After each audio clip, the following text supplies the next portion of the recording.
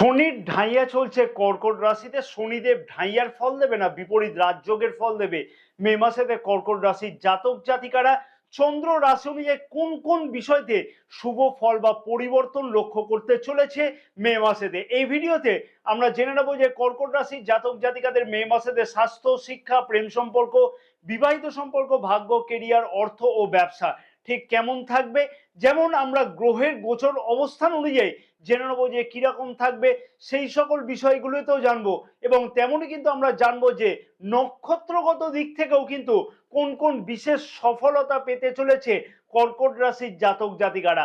শুধু ভিডিওটা কিন্তু দেখলে হবে না, সাথে কিন্তু অতি অবশ্যই বেশ কিছু গুরুত্বপূর্ণ উপায় বলা থাকবে মে মাসের জন্য পালন করবার জন্য, যে উপায়গুলিকে অতি অবশ্যই বলবো যে পালন করতে কর্কট রাশির জাতক জাতিকাদের, সেই বিষয়ে এখানে বিস্তারিত আলোচনা করব। যাদের নিজের জন্ম তারিখ বা জন্ম সময় জানা নেই তাদের উদ্দেশ্যে বলবো যে নিজের রাশি সম্পর্কেও জানা থাকবে না নিশ্চয়ই, তাদেরকে বলবো যে এই ভিডিও এন্ড স্ক্রিনেতে নামের প্রথম অক্ষর অনুযায়ী কি রাশি হতে পারে সেই সম্পর্কে বিশেষ একটি ভিডিওর কিন্তু প্লেলিস্ট দেওয়া আছে, পারলে সেই ভিডিওটা অতি অবশ্যই দেখে নিও।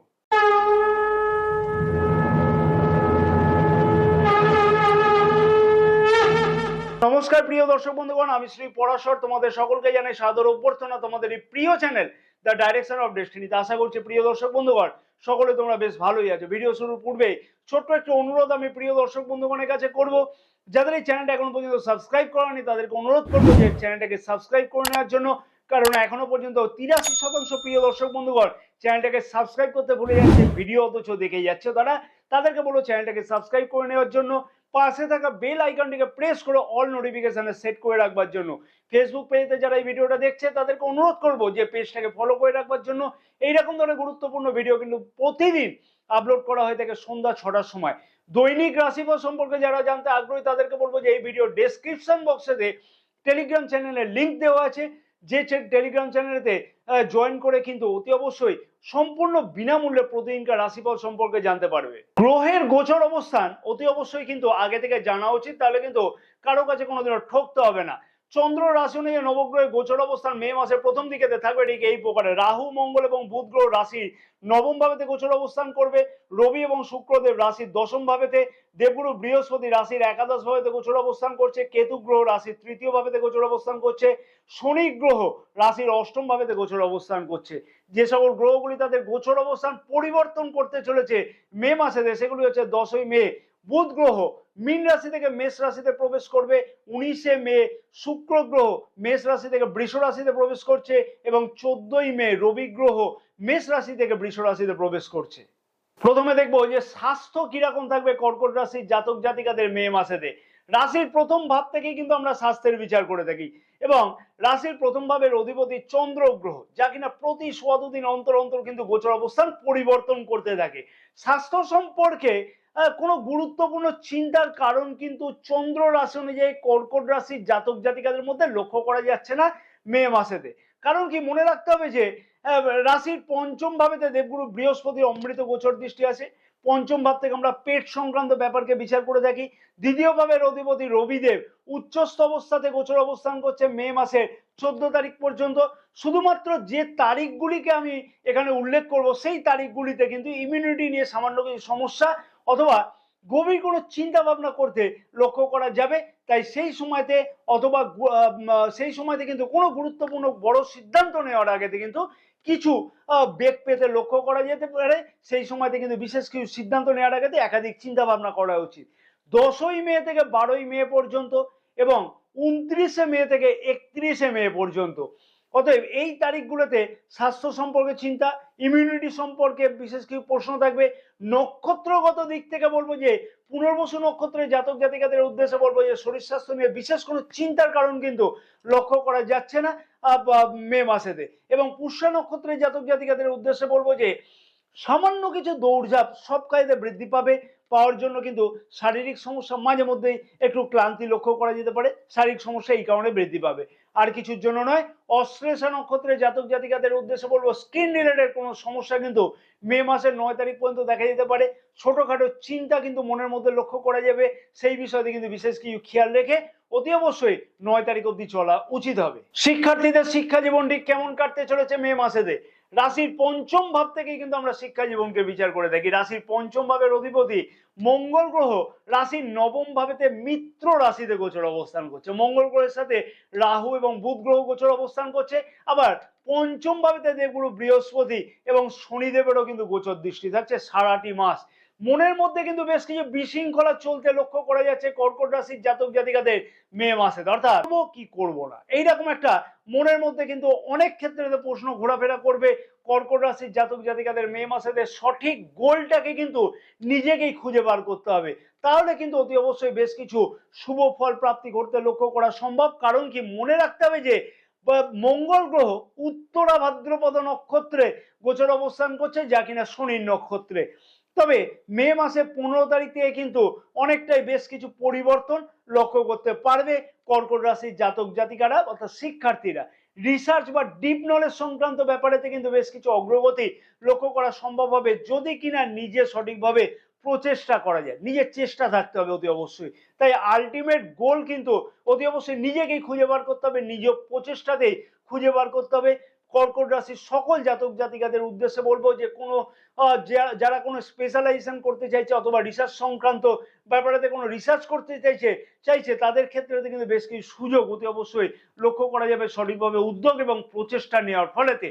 নক্ষত্রগত দিক থেকে বলা যেতে পারে যে পুনর্বসু নক্ষত্রের জাতক জাতিকারা কিন্তু একটু বেশি ফল পেতে লক্ষ্য করা যাচ্ছে মে মাসে। বিশেষ করে বলবো যে 15 তারিখের পর থেকে মে মাসে বিশেষ কিছু বিষয়তে অগ্রগতি বা উচ্চশিক্ষাতে বিশেষ কিছু সফলতা অর্জন করা ইত্যাদি।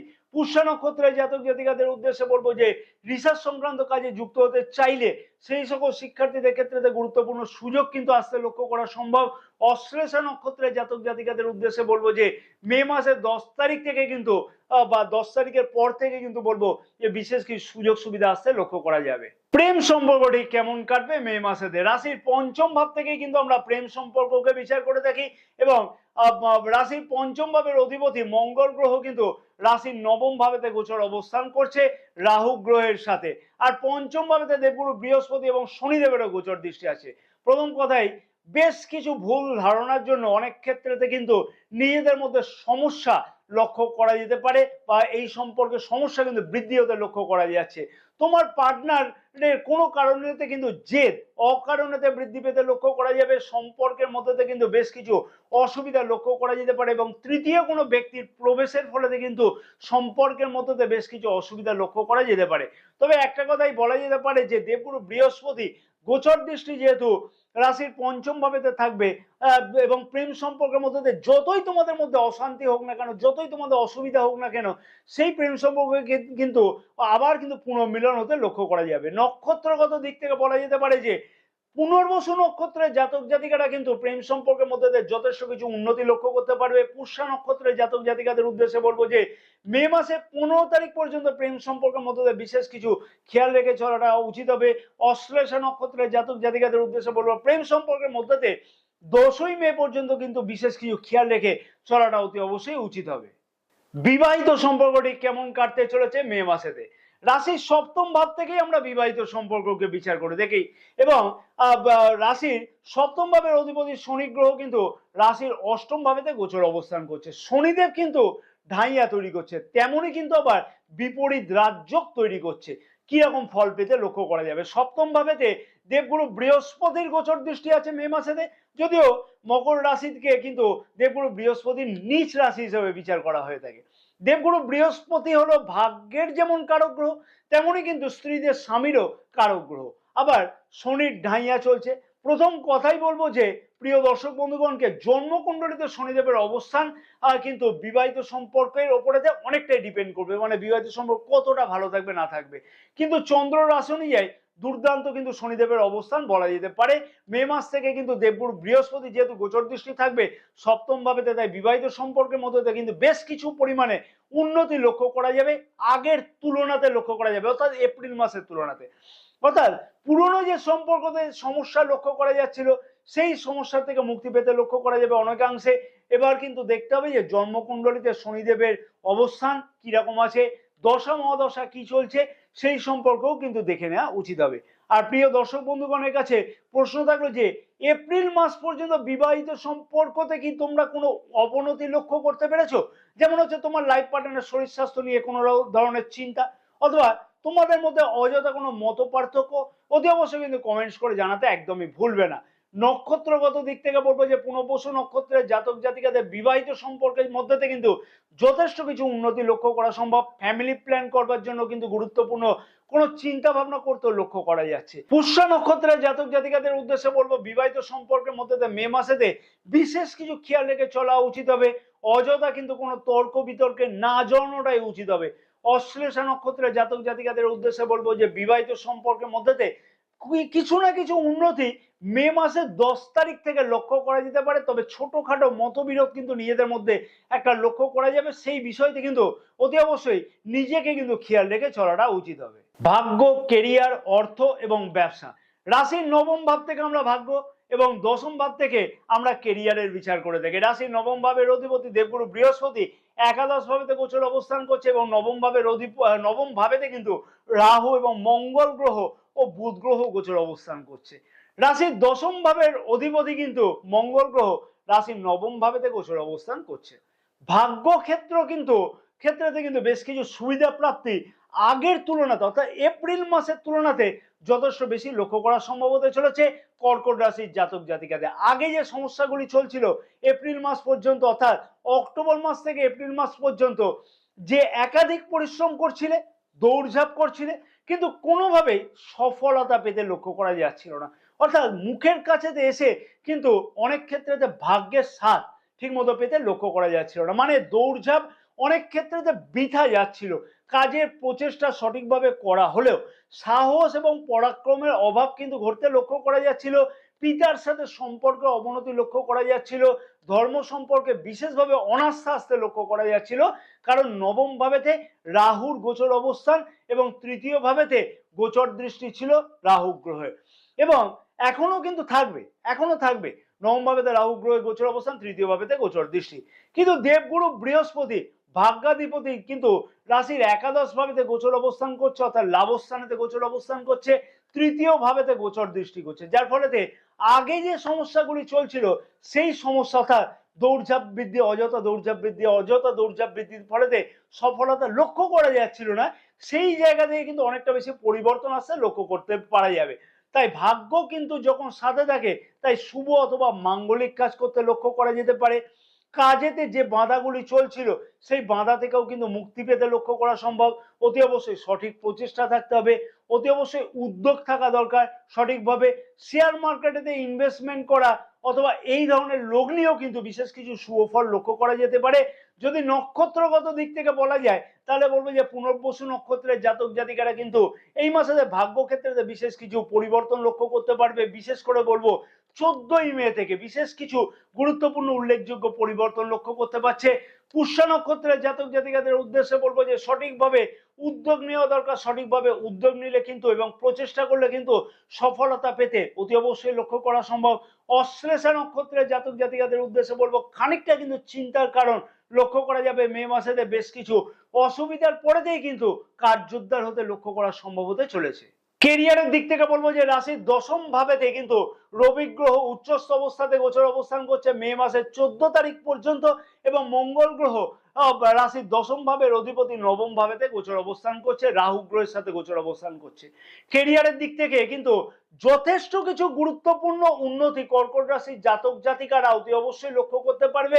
উচ্চ পদ প্রাপ্তি অথবা কর্মক্ষেত্রে নতুন কোনো চিন্তা ভাবনা করা, পদোন্নতির কোনো সম্ভাবনা লক্ষ্য করতে পারবে মে মাসেতে।